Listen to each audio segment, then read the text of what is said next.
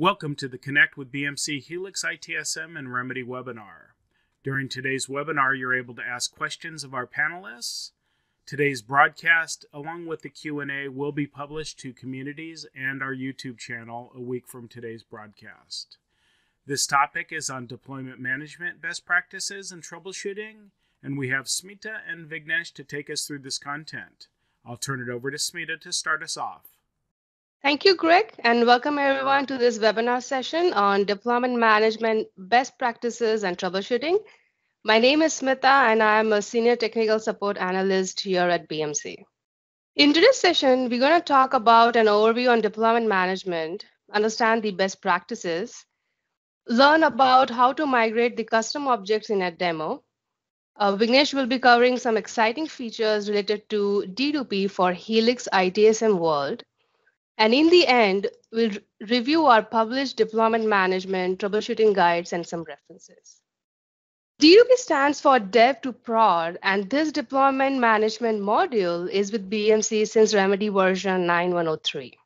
It's a single best practice method used to promote changes between environments. The main advantage of Deployment Management Console is used to migrate complex application objects between environments with a single click. You would need a minimal user interaction to navigate through this console.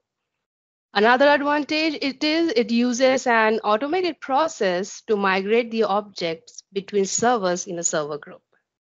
Using the deploy management application, you can migrate the custom objects, customization, workflow, data, and code within environment like development to production.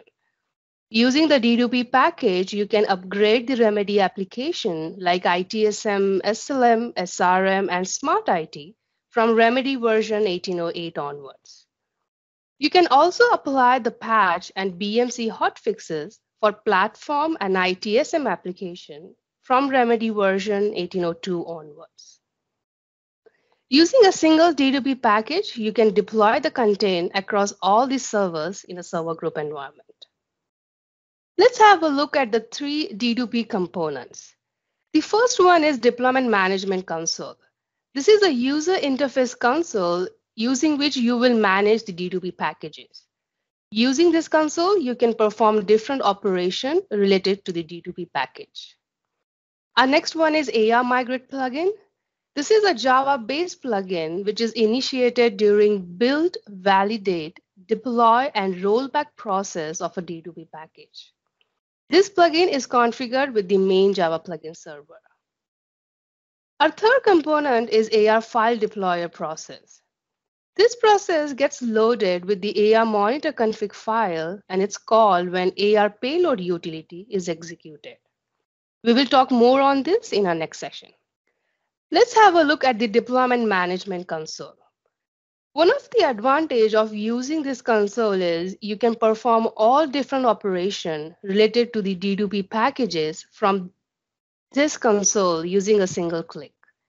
You can perform manage packages operation like create, view, delete, or copy, as well as you can perform the package operation like build, deploy, and rollback. The transfer package operation like export and import are also available from this console. If you are in a server group environment, you will import the D2P package only once through this console. You will also view the package activity log from this console. The deployment management console also allows you to add an analyzer rule, which will control the package deployment. Using the rule, you can add a condition which will stop package deployment if the condition is not met. We'll talk more on this during our demo. Now let's have a look to the deployment form properties and configuration file. The AR System Single Point Deployment Payload Form and AR System Monitor Form are accessible through the AR System Administration Console flyout. You will use the Single Point Deployment Payload Form to create the D2P package with deployment payload content type. If you're using a BMC package, then you will find each payload item from the package defined here. A simple example would be a patch or hotfix. You will find the package details based upon the deployment payload name or the group name. The AR system monitor form registers the host name based upon the monitor type. Each entry in this form has a unique monitor ID assigned. Ranking defined here controls the order of deployment based upon the monitor type. This ranking is independent to the server group operation ranking form. You can choose to rank the servers any number, but based upon the monitor type, while deploying a package, it will start with the server with the lowest rank. Here are some of the deployment management configuration files. The deploy config properties control how the deployment signal is sent to the AR server. This property file confirms if the local deployment is required or not. If it is set to true, then you will have to run the AR payload utility to send the signal to the file deployer process. If it is set to false, then auto deployment occurs. This is an advantage as you don't need to access the server machine to run the AR payload utility. Our next config file is monitor AR server GUID.properties. Each monitor type in AR system monitor form will have this GUID property file.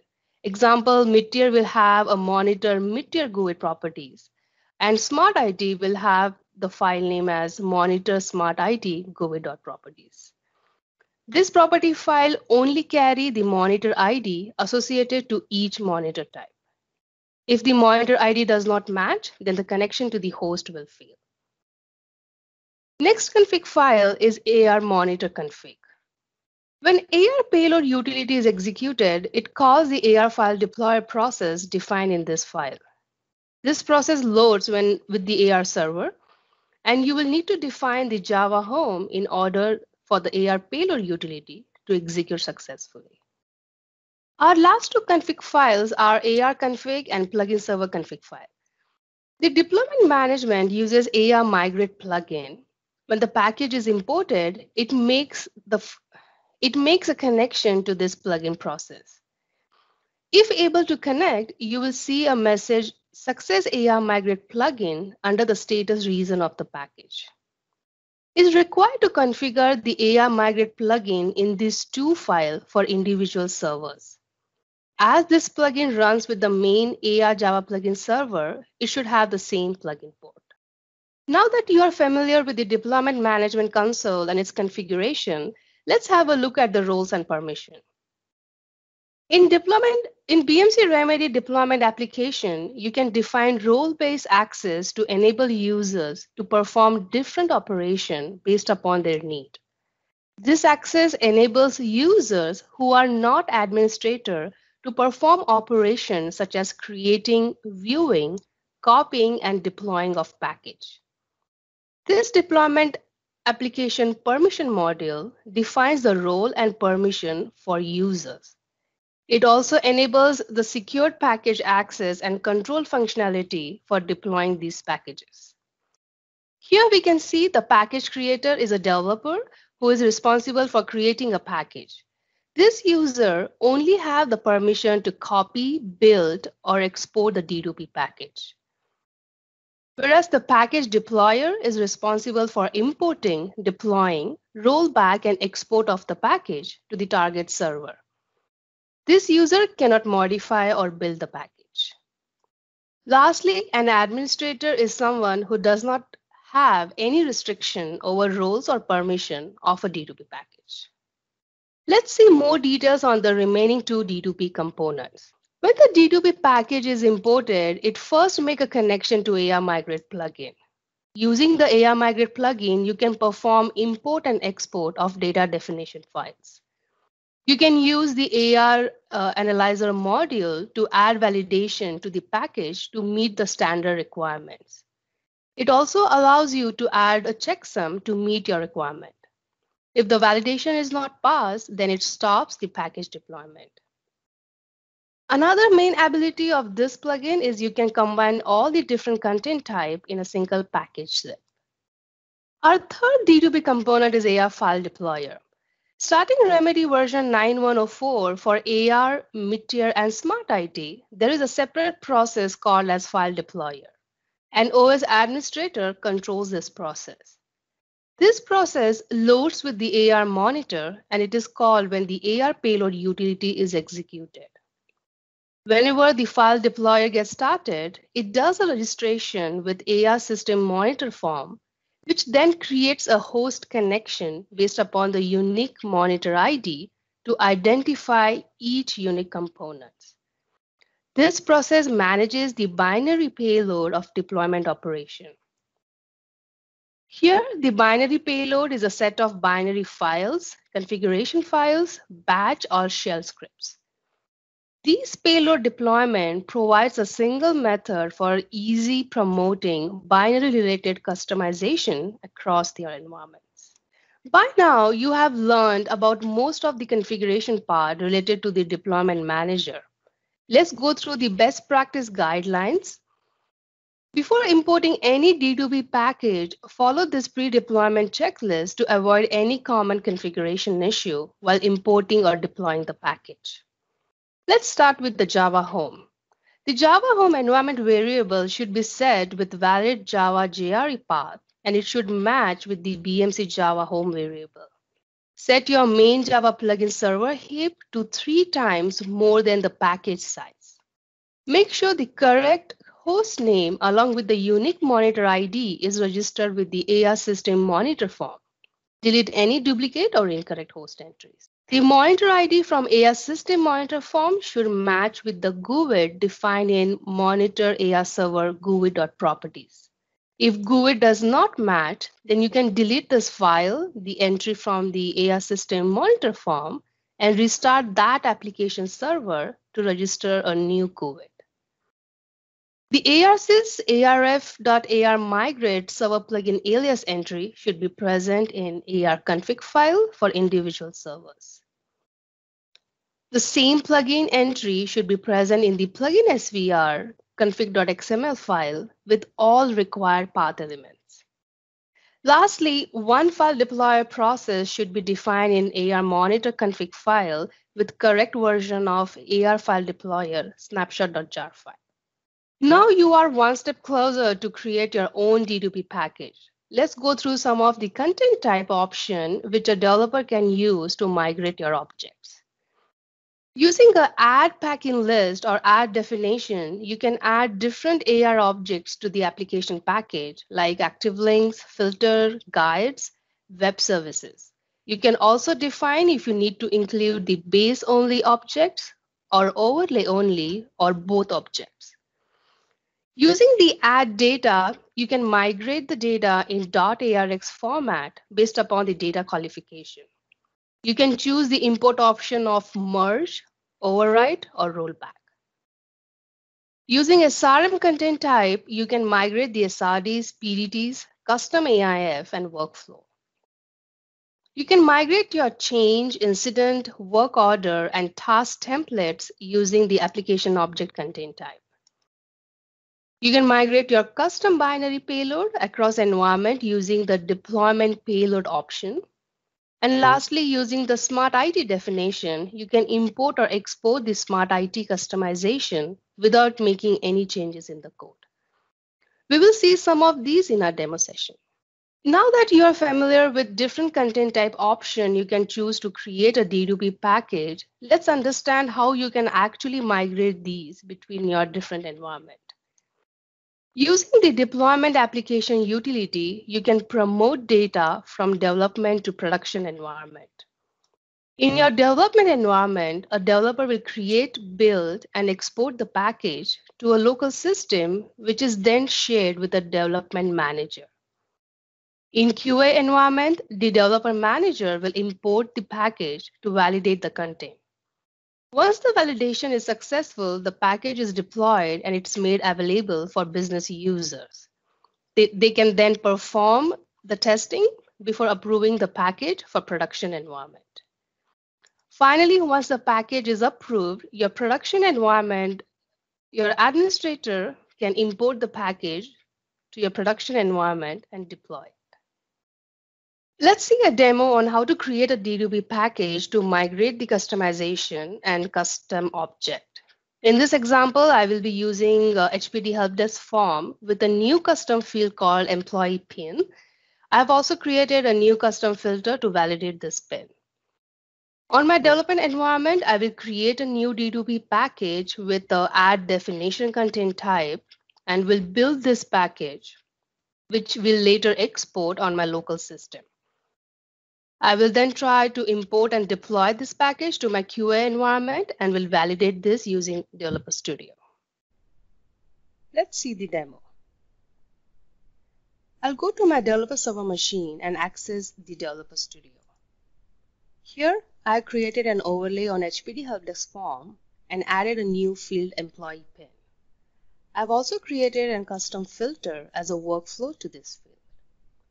Now, as a developer, I'll log into my development environment using a load balancer URL or individual server URL and access the deployment management console. Here, I'll select the create option under manage package to create a new D2P package. I'll provide the package name, version, package details. As I'm trying to migrate a form and a filter, I'll select the content type as AR definition, provide a content description. Here, I'll select the object type as form. Under the object type, I'll select overlay only as I only want to migrate my customization. To find my form name, I'll hit enter on the name of the object. In this window, I'll select the HPD helpdesk form and click on add. Here we can see that this item got a sequence number 1 as default. Now, as I want to migrate my custom workflow as well, I'll go back to the content type and select AR definition again. I'll provide the content description. And in the type of object, this time I'll select filter and object type as both. I'll hit enter to find the object.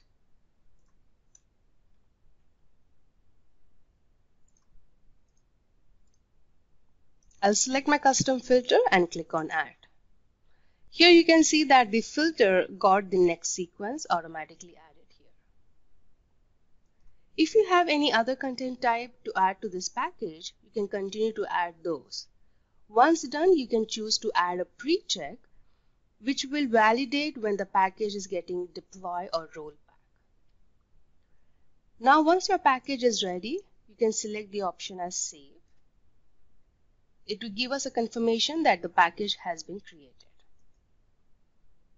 We can see that the initial package status is in draft. Now this package is ready to build. As a developer, I'll select the package and select the build option under the operation. This will change the package status to ready to export. This is where you should view the package to validate all the details before taking an export. So I'll select the option of view. I'll confirm my form and workflow is present. I added a content pre-check, so just to confirm if there is any error in my validation or not. So this looks good. Now this package is ready to export. So I'll select the export option under transfer package. This will ask me where I want to export the package file. I'll give the path and click on save. So my package is exported as a zip file, and you can use a 7-zip utility to view this package content type. Here I have used my 7-zip utility just to view if my package was built successfully. I'll select the D2P zip file and just click on view. Here I can see the D2P package format is been built successfully. Now this package is ready to import across my other environment. As a deployment manager, I'll log into my QA or production server using a load balancer URL or individual server URL and navigate to my deployment management console. Here, under the transfer package, I'll select the option of import and choose the D2P zip file we just created.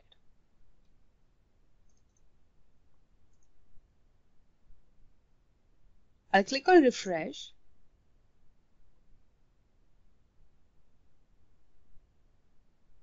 Refresh the panel until the status changes to ready to deploy.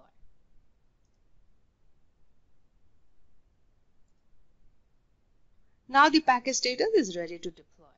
At this step, you can choose to add an analyzer rule before deploying the package. This gives you an advantage to control and stop processing of the package deployment if an error or warning occurs.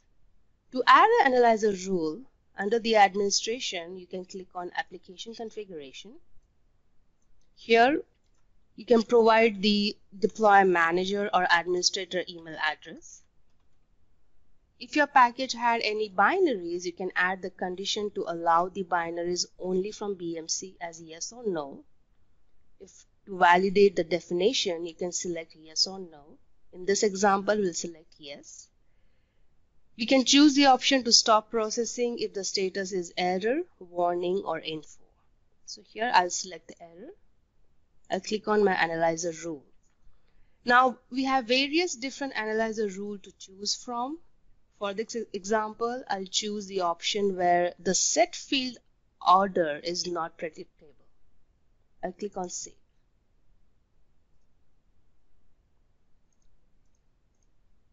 I'll click on the yes checkbox on the analyzer rule I want to select and then click on save.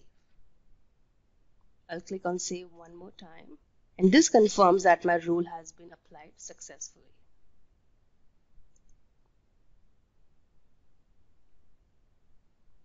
Now I'll click on deploy to deploy my custom package. I'll click on refresh, where the status will change from pending to deployed if the deployment is successful.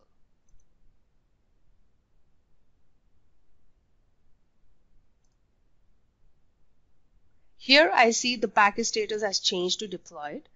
I'll view the package at this step just to confirm if all of my content type got deployed successfully.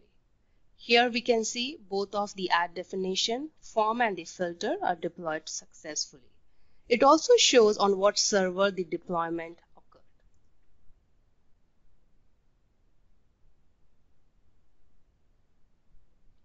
Now, as the deployment is successful, let's log into our QA server using Developer Studio to validate if the overlay and customization got deployed successfully.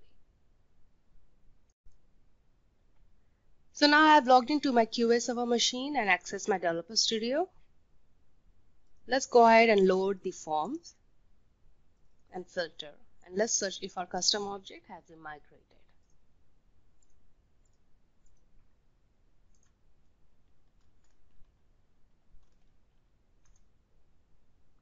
We can see that the modified date got updated here and the customization type is overlay. If I view the form, I should be able to see the pin field added under categorization tab. Here I can see the employee pin has been added. Now let's confirm if our filter got imported too.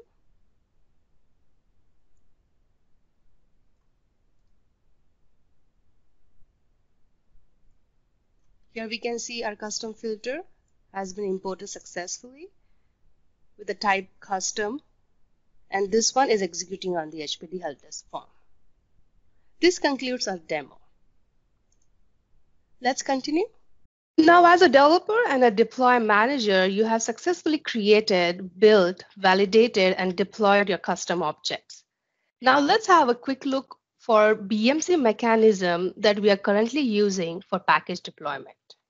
For applications like ITSM, SLM, SRM, and Smart IT, the D2P packages are used as installer from Remedy version 1808 onwards. To upgrade this application, it has a requirement to first install these to version 1805, post which you can use a D2P package to upgrade them. For mid-tier AR and Atrium, D2P packages are used for patch and to apply BMC hotfix, which are available from Remedy version 1802 onwards. This D2P package consists of deployment payload content type, where to deploy or roll back these packages, a deploy manager or an administrator will have to run the AR payload utility. It is required as the deployment payload content type consists of binary files. You will find the status of such D2P package to first change to pending deploy. Once you view the package and locate the deployment payload entry, you can see the host status gets set to waiting for utility run. This is where you will have to run the AR payload utility, or if your file deployer is set to false, the batch file is executed on its own. Once the application server is restarted, the host status will change to deployment success. You will see some payload as skipped, as these payload are for a different OS type. Here are the steps you will follow to deploy any BMC D2P package. You will download the BMC package from EPD, validate the package size, perform the pre-deployment checklist to avoid any common issues, log into your lower environment to import the package. Once package is imported, the status will change to ready to deploy. You will then select deploy, post which you will view the package and select the deployment payload entry type. This will confirm which host status is waiting for utility to run, for which you will either execute the utility or perform auto deployment. Based upon the rank, the next available server will change the status to waiting for utility run, and so on. Once package is deployed, the status will then be deployed. Now I will pass to Vignesh, who will talk about some exciting details for Helix ITSM. Over to you, Vignesh. Thank you, Smita. Hello, everyone. My name is Vignesh Naudar, and I'm a technical support manager at BMC. For our Helix ITSM customer, D2P is a hassle-free and efficient approach to self-promote any objects or data changes to your environment without raising a change or scheduling it. You can use D2P to deploy simple extensions to the out-of-the-box objects or promote new customization. Additionally, you can use D2P to promote service targets, data, and service request definitions. Now let's understand on when one should leverage the change process by submitting a change request with BMC. If you are planning to deploy or migrate complex customizations that consist of extensive modification to out-of-the-box functionality, it's recommended to submit a change request with BMC. This helps BMC to take necessary database and object backup before implementing a change. This minimizes any impact post-implementation of the change for our customers. Helix ITSM customer must submit a change request to migrate or modify a spoon job, deploy new certificates, or request for branding on RSSO, DWP, or Smart ID. Additionally, there are changes such as integration installations or hotfix deployment, which requires additional configuration to be completed by BMC operations team. Please remember that change request is submitted via Helix support portal, that is i.onbmc.com. Let's talk about the best practices for our Helix customers while using D2P. Whether you are developing new customizations or migrating any customizations from your on-prem environment, always validate the work in your lower Helix ITSM environment, such as Dev, QA, or UAT. To overcome any performance impact to the end users, we strongly recommend to perform any promotion activity during non-business hours. Additionally, it's advisable to communicate the maintenance window to the end users.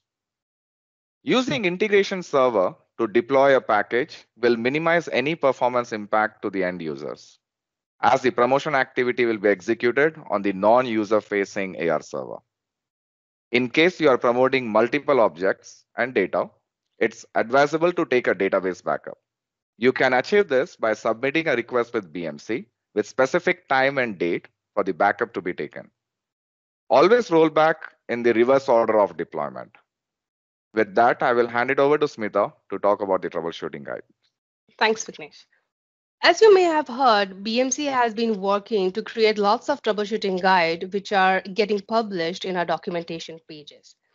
We would like to bring your attention to the efforts being put into this 3 troubleshooting guide related to the deployment manager. The purpose of this troubleshooting guide is to understand the configuration, identify the common issue, and how to self-solve these issues. And in the event if you are not able to self-solve, then you already have the items and data needed to open a better support case. As I highlighted on this AR2002 page, you can see the troubleshooting section is located on the top level of the navigation panel, as well as the link is highlighted on the bottom right of the screen.